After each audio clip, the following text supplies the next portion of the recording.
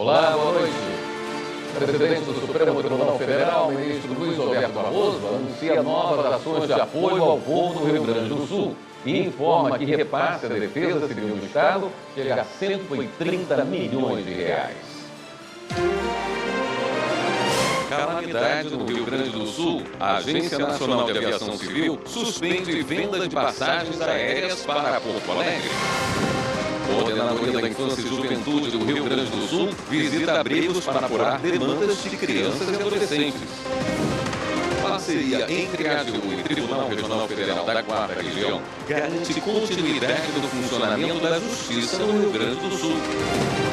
A Advocacia Geral da União pede ao STF que suspenda a ação que discute a desoneração da folha. O Supremo mantém suspensa a ação sobre a Ferrogrão por mais 90 dias.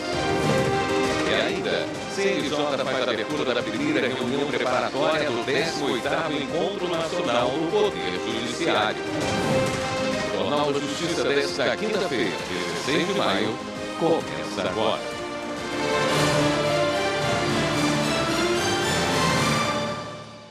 O Tribunal Superior Eleitoral deve concluir na próxima terça-feira o julgamento do senador e ex-juiz Sérgio Moro. Na sessão de hoje foi lido o relatório com um resumo do processo que pede a cassação do parlamentar. A reportagem é de Evelyn Araújo. Os recursos apresentados pelo Partido Liberal e pela Federação Brasil da Esperança são contra a decisão do Tribunal Regional Eleitoral do Paraná, que rejeitou o pedido de cassação do mandato de Sérgio Moro. As legendas acusam o senador de abuso do poder econômico, abuso do poder político e uso indevido de meios de comunicação na pré-campanha para as eleições. No Tribunal Superior Eleitoral, os partidos alegam que, ao desistir da campanha presidencial e concorrer ao Senado pela União Brasil, os demais candidatos ficaram em situação de desvantagem. Para a acusação, Sérgio Moro teria se beneficiado de altos investimentos financeiros antes de efetivamente se candidatar ao Congresso Nacional. No processo, a defesa do parlamentar pede que ele seja mantido no cargo e argumenta que a pré-campanha não interferiu na disputa eleitoral porque os atos não foram realizados no Paraná. O Ministério Público Eleitoral já se manifestou nos autos dos recursos contra a cassação do mandato do senador, justificando falta de provas. Na sessão desta quinta-feira, o relator do caso, o ministro Floriano de Azevedo Marques, leu o relatório dos pedidos. Os advogados de acusação e defesa e a Procuradoria-Geral Eleitoral vão ser ouvidos no plenário da Corte na próxima terça-feira, dia 21 de maio. E o plenário do TSE aprovou a súmula 73 para orientar os julgamentos da Justiça Eleitoral em casos de fraude à cota de gênero. Veja como ficou o texto da súmula. A fraude à cota de gênero, consistente no desrespeito ao percentual mínimo de 30% de candidaturas femininas, nos termos do artigo 10, parágrafo 3º da Lei 9.504 de 1997, configura-se com a presença de um ou alguns dos seguintes elementos, quando os fatos e as circunstâncias do caso concreto assim permitirem concluir. 1. Votação gerada ou inexpressiva. 2. Prestação de contas gerada, padronizada ou ausência de movimentação financeira relevante. 3. Ausência de atos efetivos de campanha, divulgação ou promoção de candidatura de terceiros. O reconhecimento do ilícito acarretará a cassação do demonstrativo de irregularidade de atos partidários, DRAP, da legenda e dos diplomas dos candidatos a ele vinculados, independentemente de prova de participação, ciência ou anuência deles. 2. A inelegibilidade daqueles que praticarem ou anuírem com a conduta nas hipóteses de ação de investigação judicial eleitoral, AIJ. E 3. A nulidade dos votos obtidos pelo partido com a recontagem dos quocientes eleitoral e partidário, artigo 222 do Código Eleitoral, inclusive para fins de aplicação do artigo 224 do Código Eleitoral, se for o caso. É realmente importante nós aprovarmos essa súmula, já um direcionamento para a questão da fraude à cota de gênero nas eleições de 2024, uma vez que os casos demonstram, ministra Carmen, ministros, que nas eleições municipais há um número muito maior de fraude à cota de gênero do que na eleição nacional. E o ministro Alexandre de Moraes, no Supremo, suspendeu por mais de 90 dias o trâmite da ação e questiona o uso de uma área do Parque Nacional do Jamanchim, no Pará, para a construção da Ferrogrão. Os detalhes com a repórter Viviane Novaes.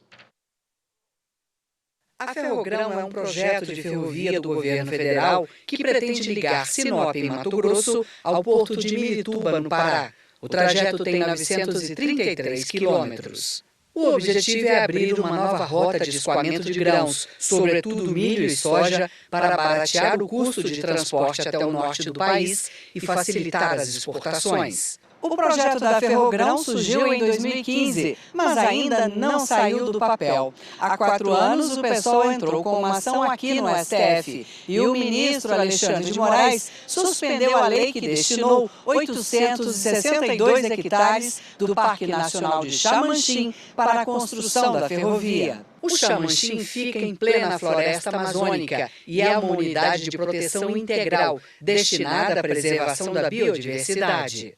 Em junho do ano passado, o ministro Alexandre de Moraes encaminhou a ação para o Centro de Soluções Alternativas de Litígios do Supremo, que apresentou sugestões para a solução do conflito 2 meses depois. Em setembro, o ministro suspendeu a ação para as atualizações e estudos sugeridos. Agora, Alexandre de Moraes deu mais 90 dias de prazo. Desta vez, não há mais possibilidade de prorrogação. O Conselho Nacional de Justiça fez hoje a abertura da primeira reunião preparatória do 18º Encontro Nacional do Poder Judiciário. O evento faz parte do cronograma da Justiça, como mostra a repórter Carolina Chaves. O encontro na sede do CNJ em Brasília contou com representantes de tribunais de todo o país. O presidente do CNJ, ministro Luiz Roberto Barroso, falou sobre o que o Judiciário vem fazendo e pretende implantar para melhorar a prestação de serviços. O primeiro tema foi voltado à tragédia no Rio Grande do Sul. Aprovamos uma recomendação feita por mim, assinada em conjunto com o nosso corregedor, para liberação, sobretudo, das verbas de penas pecuniárias que estivessem depositadas em juízo. Isso significou, até ontem à noite, uma transferência para o Estado do Rio Grande do Sul de 130 milhões de reais. E a ajuda do Judiciário vai continuar. O CNJ criou um comitê de apoio e monitoramento com juízes de todos os ramos para acompanhar a atividade da Justiça Gaúcha a partir de 1º de junho com a contagem dos prazos. Segundo o presidente do CNJ e do STF, há uma epidemia de judicialização, principalmente no setor de execução contra a fazenda pública. Em dezembro do ano passado, o CNJ promoveu a primeira semana de regularização tributária. 857 milhões de reais de débitos foram regularizados e a iniciativa evitou mais ações na Justiça. Este ano houve um aumento de 35 milhões e 300 mil casos novos no Judiciário, o maior número da série histórica. Para evitar essa grande demanda, Barroso adotou medidas como a criação de um grupo de estudos para apurar as causas de tantos processos e possíveis falhas na execução das decisões. Antes do ajuizamento, é preciso o prévio protesto do título, a menos que motivadamente se justifique por qual razão, naquela circunstância, não se justifica o protesto. Os juízes fiscalizarem a exigência do protesto e se organizarem os tribunais para fazer uma extinção em massa desses processos até 10 mil reais que estivessem parados. Com a exigência do protesto e a extinção, eu acho que nós facilitamos a vida dos prefeitos. O ministro Barroso ainda falou sobre o Pacto Nacional da Linguagem Simples. A gente tem que simplificar a linguagem. A linguagem não pode ser um instrumento de poder, um instrumento de afastar do debate e da participação as pessoas que não têm a chave daquele conhecimento. E nós já temos problemas demais na linguagem jurídica. E aí, dentro desse programa, o fato de que os precedentes têm força vinculante exige que os profissionais do direito, que inclui os juízes, sejam capazes de localizar esses precedentes com alguma facilidade. E, portanto, para localizar os precedentes com alguma facilidade, nós temos que ter um padrão em que as emendas identifiquem exatamente do que nós estamos falando. é importante aprimorar a sua catalogação, facilitando a busca da jurisprudência, inclusive por meio de inteligência artificial. A uniformização do sistema dos tribunais para o Códex também é uma meta do Conselho. O sistema desenvolvido pelo Tribunal de Justiça de Roraima, CNJ, reúne banco de dados processuais mais estruturados.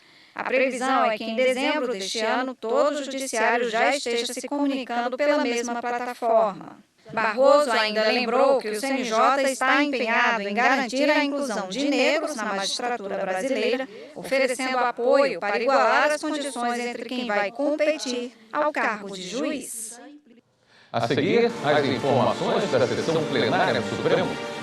E ainda, o ministro Luiz Roberto Barroso anuncia novas medidas de apoio ao Rio Grande do Sul. Os detalhes no próximo bloco.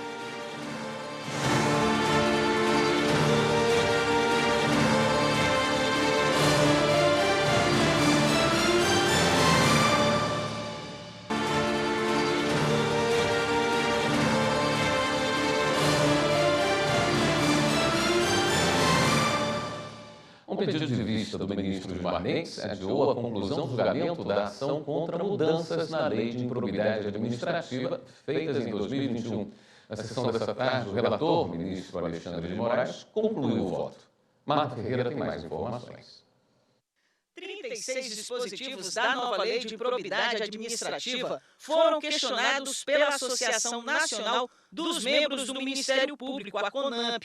A lei estabelece as regras para a imposição de punições por improbidade administrativa, como a perda da função pública e suspensão dos direitos políticos. O relator do processo, o ministro Alexandre de Moraes, em dezembro de 2022, já havia dado uma decisão provisória suspendendo vários trechos da norma. Agora, o plenário julga o mérito, ou seja, se os dispositivos suspensos são ou não constitucionais. O ministro Alexandre de Moraes, primeiro a votar, considerou que algumas mudanças feitas na lei são inconstitucionais. É o caso, por exemplo, do trecho que restringe a perda da função pública somente ao cargo ocupado pelo gestor no momento do ato de improbidade. Para o ministro, a alteração tornaria a punição ineficaz, uma vez que bastaria o gestor trocar de cargo público para não ser atingido por ela.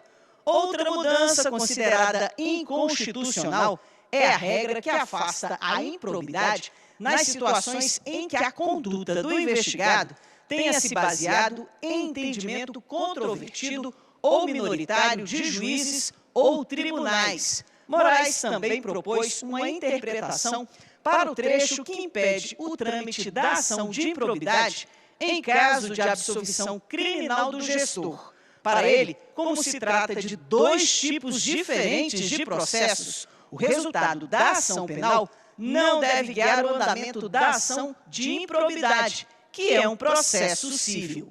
Na retomada do julgamento, Moraes prosseguiu o voto sobre a imunidade conferida a partidos políticos e suas fundações à improbidade. O relator declarou o trecho parcialmente inconstitucional, com interpretação conforme, para que os atos descritos e imputados a fundações e partidos sejam responsabilizados pela lei das eleições, sem prejuízo da incidência da lei de improbidade administrativa. De uma forma totalmente infundada, retirou bilhões e bilhões de recursos públicos da fiscalização e da possibilidade de aplicação da lei de improbidade administrativa.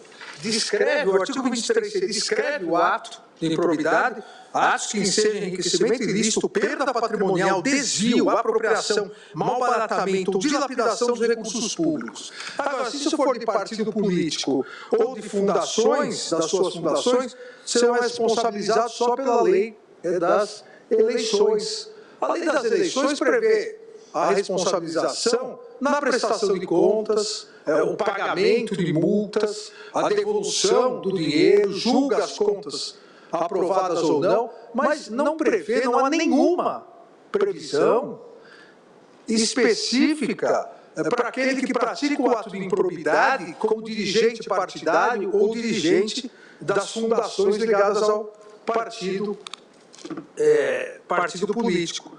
Sobre o dispositivo que trata da prescrição das sanções previstas na lei, Moraes votou pela inconstitucionalidade na segunda parte do parágrafo 5º, para que seja retirada a expressão pela metade do prazo previsto no caput deste artigo. Aqui não há uma razoabilidade para interromper da prescrição uma causa que demonstra que não houve inércia do poder público, houve a condenação, aí o prazo se interrompe, mas começa a correr pela metade.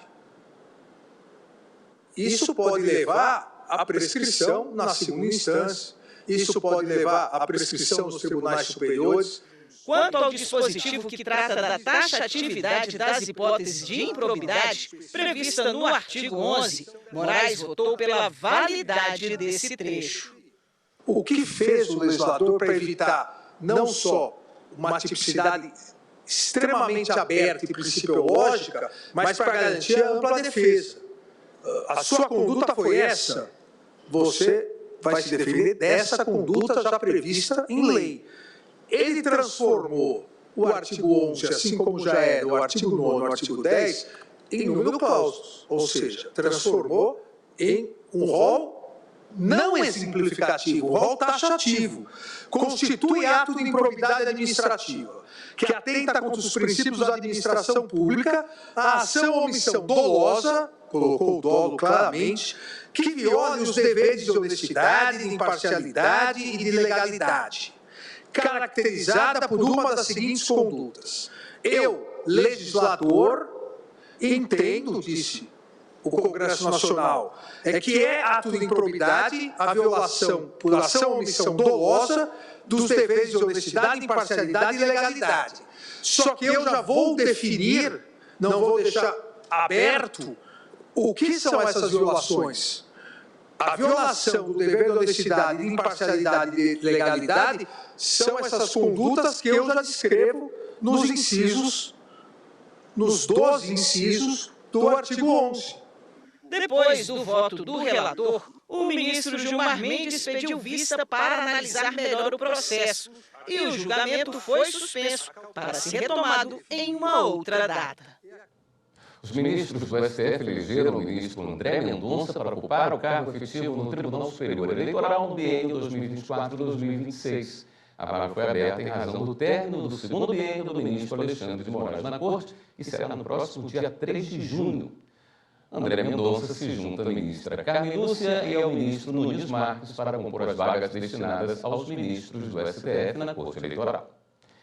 E na abertura da sessão plenária, o presidente do Supremo, o ministro Luiz Roberto Barroso, falou sobre a ida dele ao Rio Grande do Sul junto à comitiva presidencial que foi avaliar a situação após as enchentes. O ministro fez um relato do que viu e também das novas ações do Judiciário para ajudar o Estado. Vamos conferir.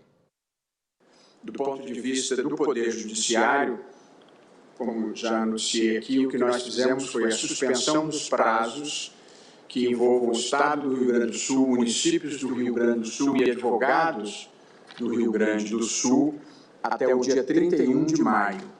O ato normativo do CNJ que liberou os depósitos judiciais de prestações pecuniárias com a recomendação de que fossem transferidos para a conta da Defesa Civil do Rio Grande do Sul, já arrecadou 130 milhões de reais. Houve um certo receio num primeiro momento, por conta da ministra Carmen, da prestação de contas, e aí fizemos um outro ato normativo no CNJ, aprovado em plenário, para estabelecer que os tribunais se exoneravam da prestação de contas com a comprovação do depósito na conta da Defesa Civil do Rio Grande do Sul. A partir daí, quem tem que tomar as contas é o Tribunal de Contas do Estado e não mais o Poder Judiciário. Com isso, eu despreocupei as direções dos tribunais e aí houve um maior fluxo de dinheiro. A situação é muito grave.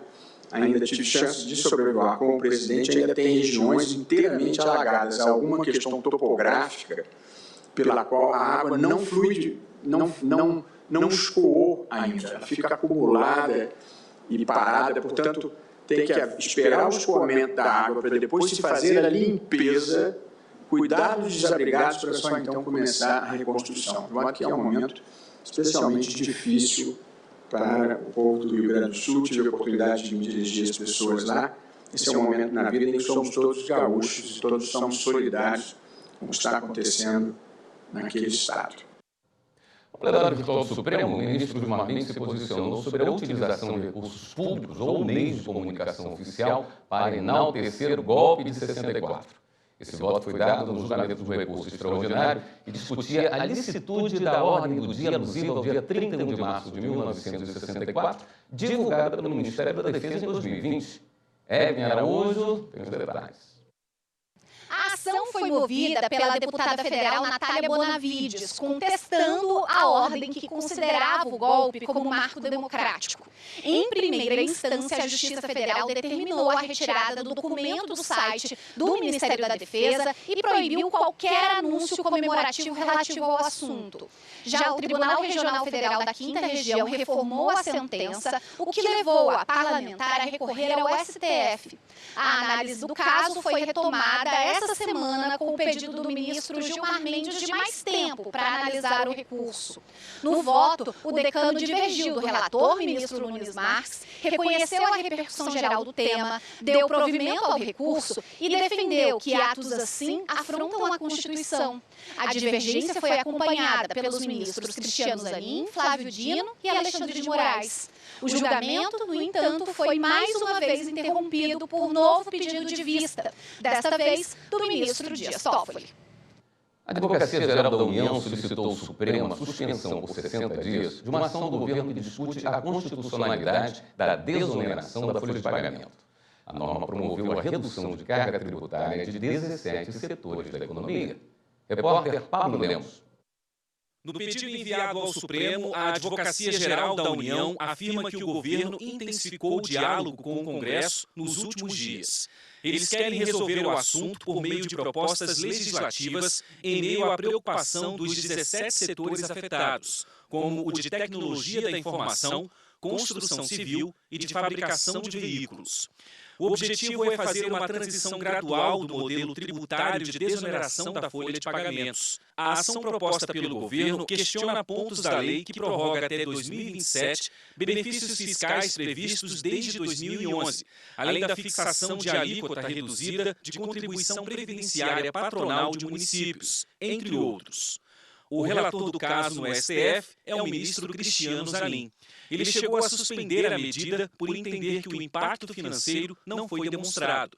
A decisão liminar foi submetida ao plenário, mas a análise foi interrompida após o ministro Luiz Fux pedir mais tempo para analisar o caso. Como a liminar segue válida, as empresas, em tese, teriam que pagar o tributo com a volta da alíquota mais alta, de 20% sobre a folha de salários, já neste mês, no próximo dia 20. No pedido, a AGU solicita ainda que a decisão do ministro Cristiano Zanin somente tenha efeito após 60 dias, caso as medidas legislativas não tenham êxito no Congresso. Nessa quarta, um projeto de lei foi protocolado para validar o acordo fechado pelo governo com o Congresso e o STF. O projeto estabelece um aumento da tributação gradual a partir de 2025 e prevê a elevação de 1 ponto percentual para compensar a desoneração. A seguir, parceria entre a AGU e o Tribunal Regional Federal da 4ª Região vai facilitar a manutenção dos serviços do Judiciário no Rio Grande do Sul. Veja também, situação de calamidade leva a Agência Nacional de Aviação Civil a suspender as vendas de passagens aéreas para Porto Alegre. Voltamos em instantes.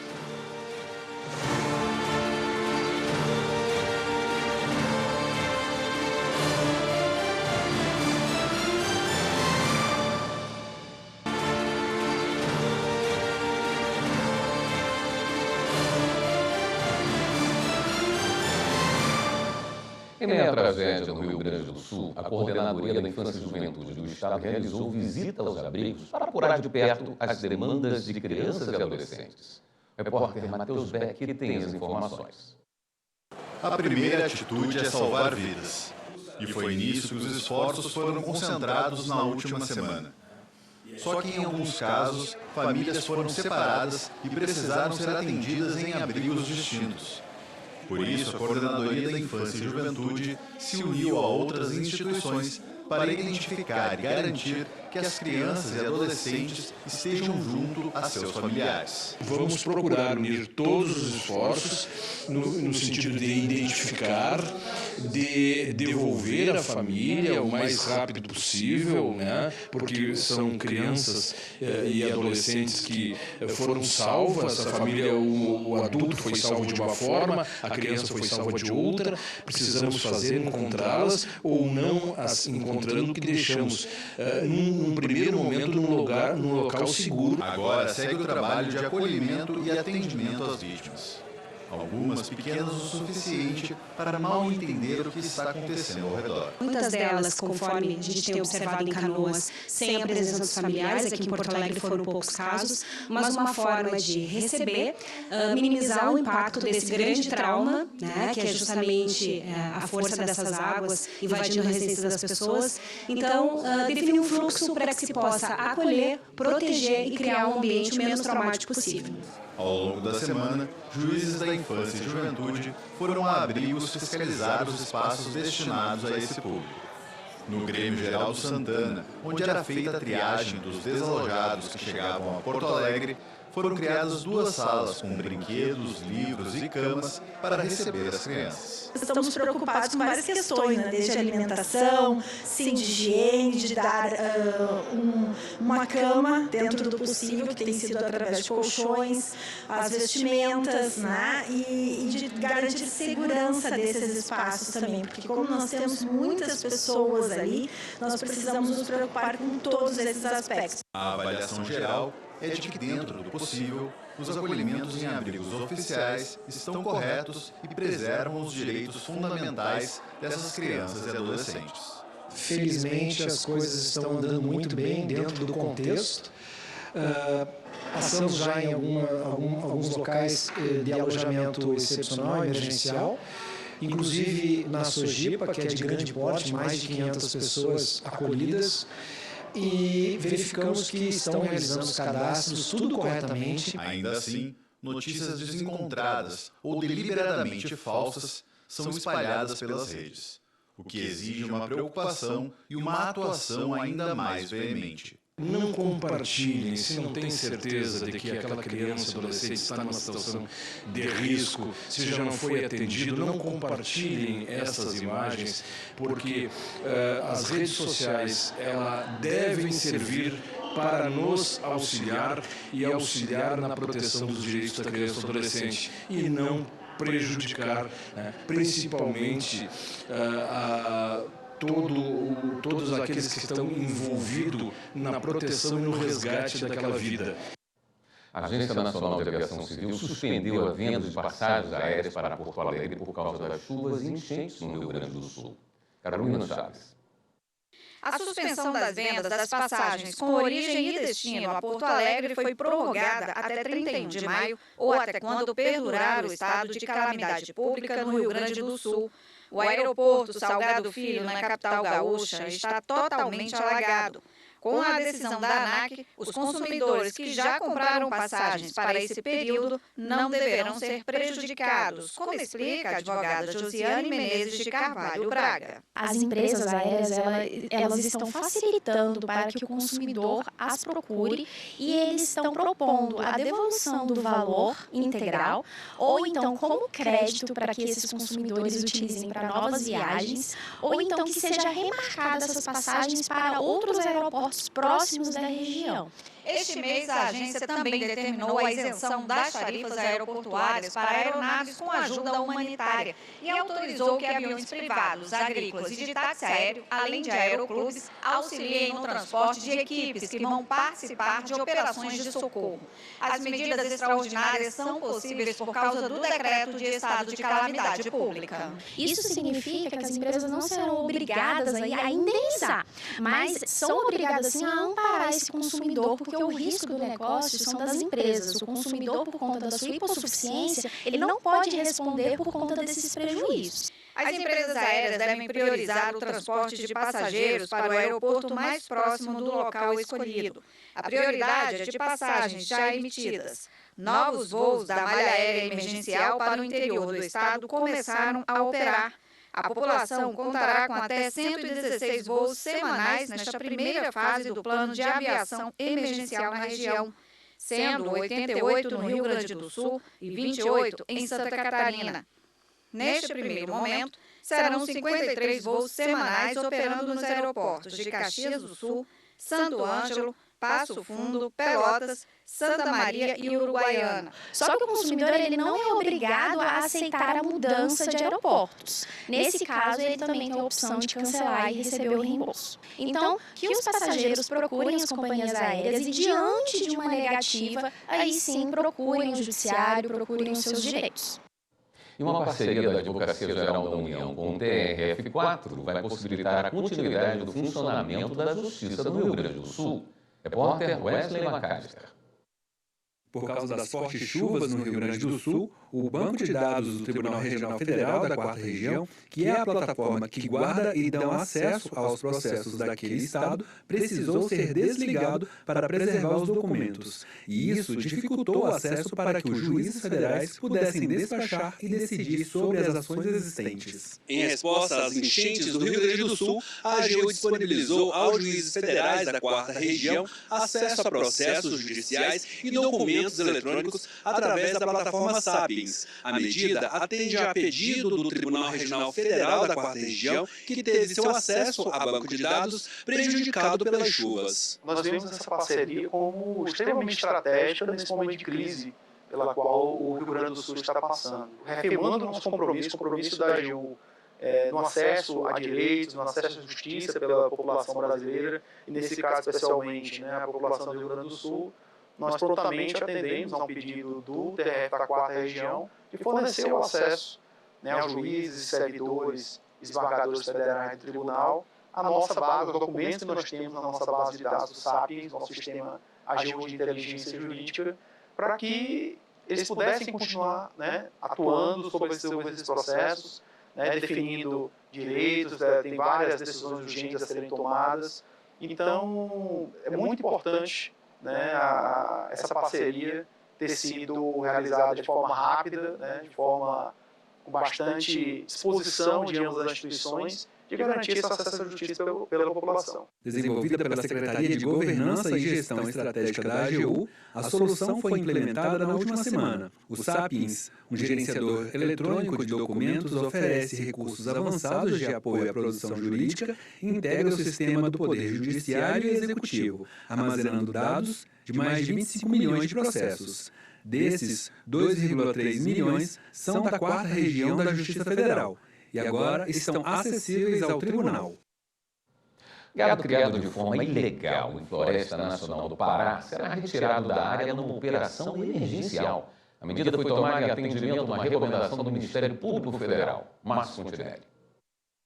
Além da retirada do gado criado de forma ilegal na região, tanto o ICMBio quanto a Agência de Defesa Agropecuária do Estado do Pará trabalham com a possibilidade de doar os animais para a população do Rio Grande do Sul, afetada pelas enchentes causadas pelos temporais na região.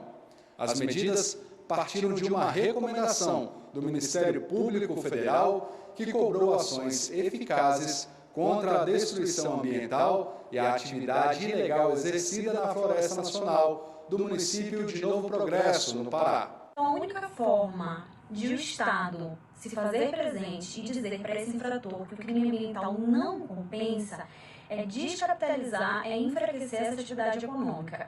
E isso só vai acontecer se o poder público, se o Estado se valer da legislação, retomar essa área que é sua, que é pública por direito, e realizar a apreensão e a retirada de todo esse gado que foi criado ilicitamente nessa área.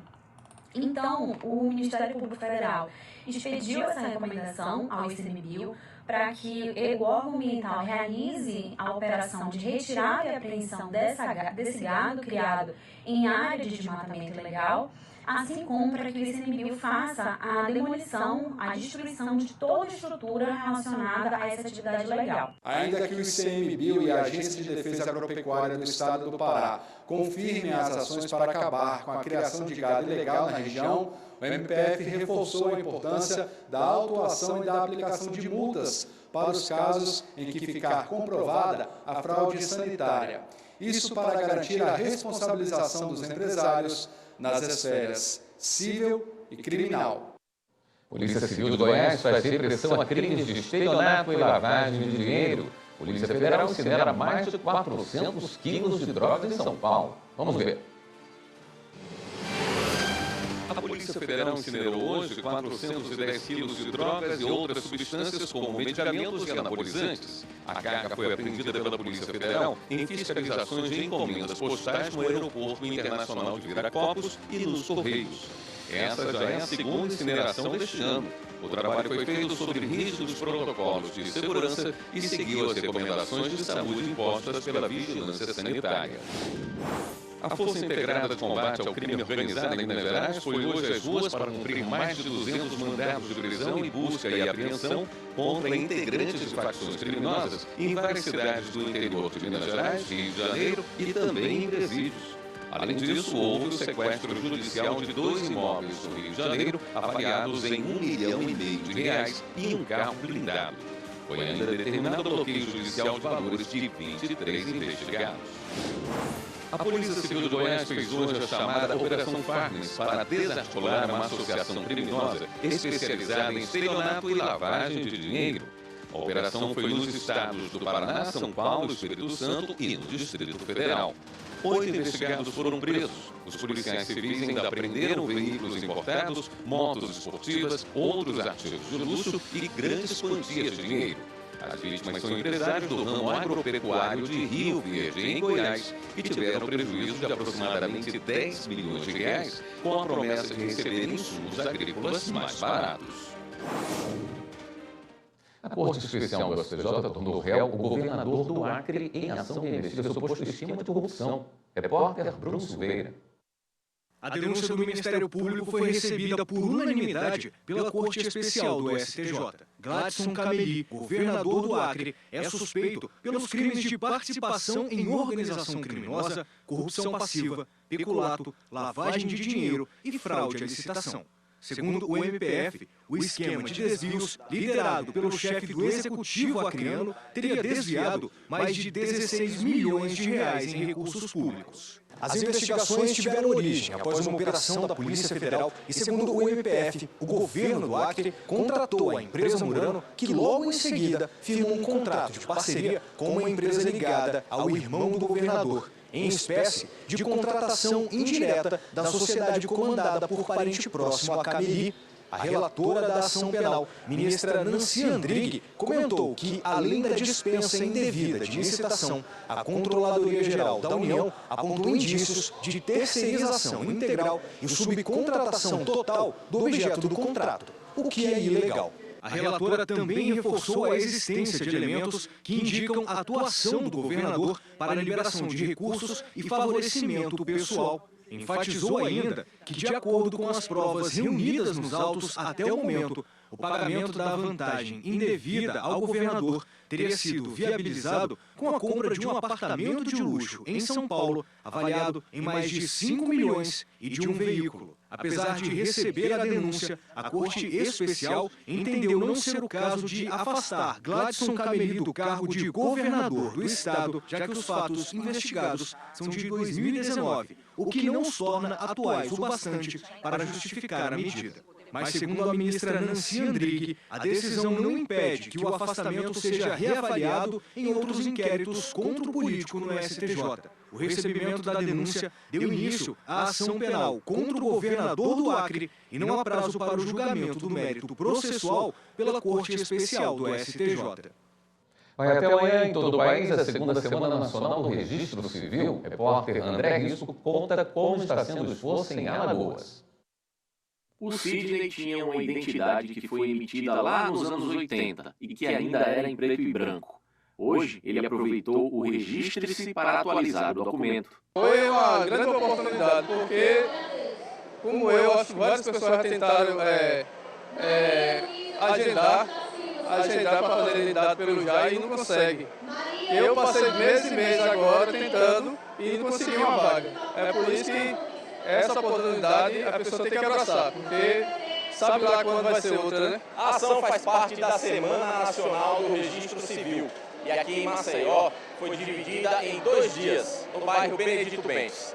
O evento, que está em sua 2ª edição, é promovido nacionalmente pelo Conselho Nacional de Justiça e envolve ainda a Corregedoria Geral da Justiça, a Presidência do TJ, Defensoria Pública e a ARPEM. A primeira edição foi um sucesso absoluto.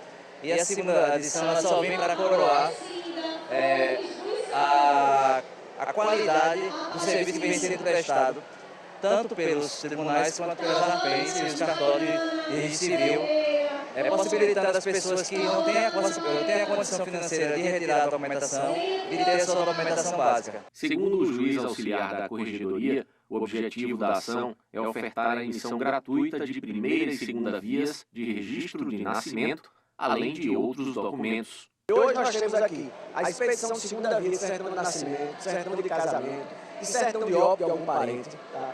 Temos também carteira de identidade, temos CPF, temos carteira de trabalho, atendimento da Defensoria Pública para orientação jurídica, atendimento da Secretaria de Assistência Social do município para que as pessoas possam ter noção e conhecer os seus direitos em relação a benefícios essenciais, cadastro único. Então, é uma gama muito grande, né, de atendimentos nessa junção de forças do Estado em prol da população mais vulnerável da nossa cidade e do nosso Estado. Anderson Passos explicou ainda por que o Benedito Bentes foi escolhido para sediar esta edição. A Corregedoria e o Tribunal de Justiça entendeu que seria um local importante para atender as pessoas e o que a gente percebe é justamente isso, a procura é muito grande, a demanda é muito grande, é uma população carente e que realmente nós temos prazer de poder atender e auxiliar essas pessoas, né, aqui da nossa cidade. E o foco da campanha é justamente isso, as pessoas em situação de vulnerabilidade, as pessoas em situação de pobreza e também nós temos alguns públicos específicos, como os indígenas, os quilombolas e a população carcerária. A campanha estende-se durante toda esta semana. O Jornal da Justiça fica por aqui. Uma boa noite para você.